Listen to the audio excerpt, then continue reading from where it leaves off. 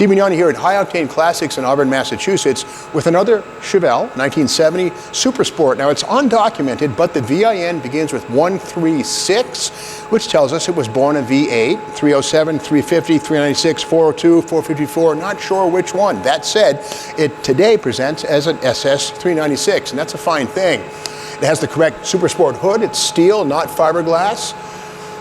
Hood pins present and accounted for. Nicely done. Super Sport striping on it. And under the hood, yeah, 396. The suffix code does tell us it is an actual 396 or 402. As we know, the 396 grew 30 thousandths in 70, became a 402, although Chevrolet never actually changed the badging. It was always sold as a 396, although it was a 402 in reality. This one has been lightly modified. Edelbrock polished aluminum intake manifold mounting a small Holley 4-barrel under the open element air cleaner. It does have square port heads because the manifold's runners are square, good sign there.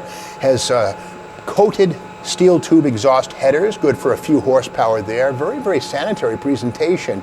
And I like the color coding done on the GM Frigidaire air conditioner compressor. This grayish paint is not factory, but it looks good. I like the way the gray, the black, and the red and the chrome all play together. So a lot of show happening as well as the go.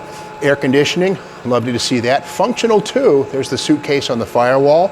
A chromed radiator cover, not a factory piece, but again, it adds the show element that's very popular these days. Cross-flow radiator, massive, good to keep this cool at the cruise night or on the open road. It has power disc brakes, which are standard Super Sport stuff. Good to see the 14 by, oh sorry, these are 17-inch American Racing wheels on this one, very cool. There's the discs up front. High quality radial tires, and again the SS 396 logo here, used from 1966 through 1972, but check this out, it was actually a 402, and for whatever reason Chevrolet never changed that. I think what it was, they had enough cachet and momentum built in the SS 396 brand, they didn't want to mess with it with an SS 402, but it's good either way. Inside, we have the parchment interior with the optional front bucket seats and center console. And keep in mind, Super Sports in 1970 came with a standard bench and a column shifted automatic, but it's good to see a 4-speed manual in this one here. Good stuff. That would be a Muncie aluminum cased transmission under the floor. And you gotta love the tilt column. Let's make that work here. The little lever here, we pull on that and the column goes up or down like that. Make it a little bit easier and more comfortable for folks to drive this. It suits your configuration better than you suiting it. 17-inch wheels continue at the back, and these are American Racing torque thrust style wheels with the classic 5 spokes. Of course, American Racing founded by Romeo Palomides in San Francisco back around 1958 or so. Classic American wheel. That and the Cragar SS, both my favorites. It's great to see the trunk lid on this. The spoiler is correct, or the striping is correct, and the rear bumper. Now take a look under the back while I grab the keys out of the ignition and we'll open that trunk. 12-bolt rear axle in place, sway bar underneath, part of the F41 heavy-duty suspension, standard on Super Sports in 1970.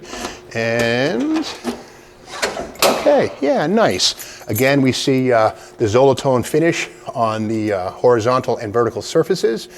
A nice matching spare tire cover right here. Good to see there with a rally wheel. That's sort of the fifth wheel, so to speak, for getting home if you should get a flat. But the most important part is what's underneath the trunk mat, and that's nice. That's nice. Now, I'm not sure if that's a reproduction or a replacement floor or the original. Either way, I don't see any signs of rust or filler or any kind of patches, so it's nice. This is a very solid car. And again, it's an undocumented SS 396. You know, the price is according, of course. It's a great driver. It'll look great and you'll have fun driving it. Now, High Octane Classics does offer financing with as little as 10% down, and they will deliver the car to your driveway if you so choose, and they will consider any trade-in, late models, daily drivers, classics, you name it. To learn more about this 70 Chevelle SS 396, check it out on the High Octane Classics website.